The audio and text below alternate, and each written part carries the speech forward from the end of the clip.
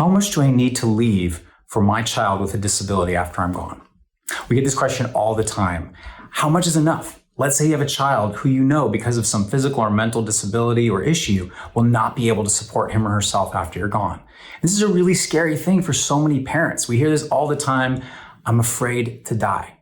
That's what a lot of our clients tell us because they're the ones who are supporting their child, whether they're under 18 or over 18. If that child can't work, if they need special medical care, special treatments, they don't know who's going to step in or how that child's going to get support after they're gone. So how much do you need to leave them? So I think first, do not leave money directly to them. You need to create a special needs trust. We have other videos about this. I've written a book about special needs trust creation and management guide. You need to create a special needs trust. Don't leave money directly to your child, leave it to the trust. But how do you think about how much they need? Well, I like to think about this in terms of retirement.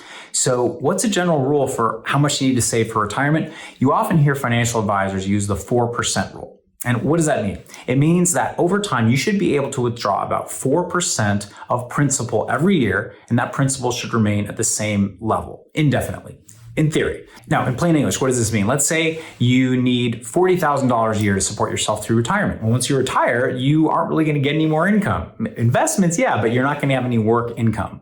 So let's say you need $40,000 a year. The 4% rule would say that you need $1 million saved up or in retirement to get that $40,000 indefinitely. 4% a year, 4% of $1 million is $40,000. And whether that's 5 years, 10 years, 20 years, 30 years, historically speaking, if you're taking out $40,000 through market ups and downs, if that money's properly invested, at the end of 10 years, 20 years, 30 years, it should still be $1 million in principal. You're just taking the income and the dividends and other things.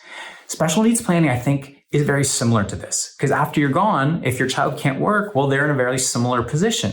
They're not going to have other income coming in, maybe some government benefits, but really they're going to be relying on the special needs trust you create. So how do you figure out how much? Well, it's pretty simple. What do you think your child's monthly needs are right now? We have to account for inflation, so they'll probably be much higher in the future. We can use an inflation calculator to kind of estimate what those costs might be 5 years from now, 10 years from now, 15 years from now, make some assumptions. You figure out how much they need each month, and then use that 4% rule.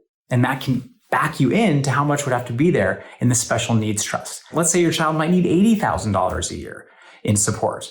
Break that down by month, that's around $7,000 a month, plus or minus. So it'd be $80,000 a year. How much do you need in that special needs trust? Well, using that 4% rule, that'd be about $2 million. That would have to be in the special needs trust to have a high level of confidence it would be there for the rest of their life. Now, we can never be sure. There's always risk. It might go up, it might go down.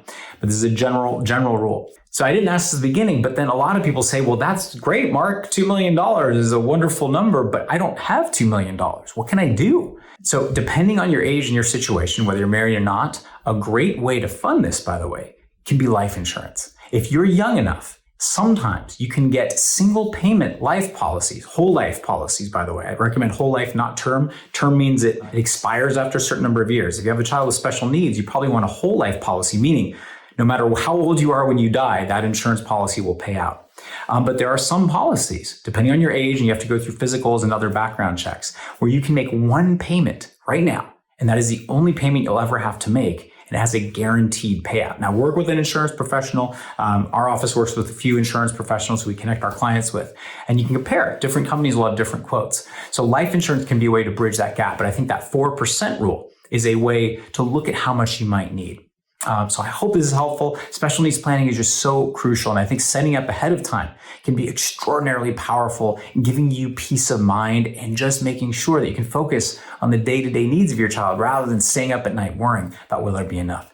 So how do you stay on top of all this? Well, follow us, subscribe, like, share this video with someone who could benefit from this. But I think there are more solutions out there than you might know. Thanks for watching.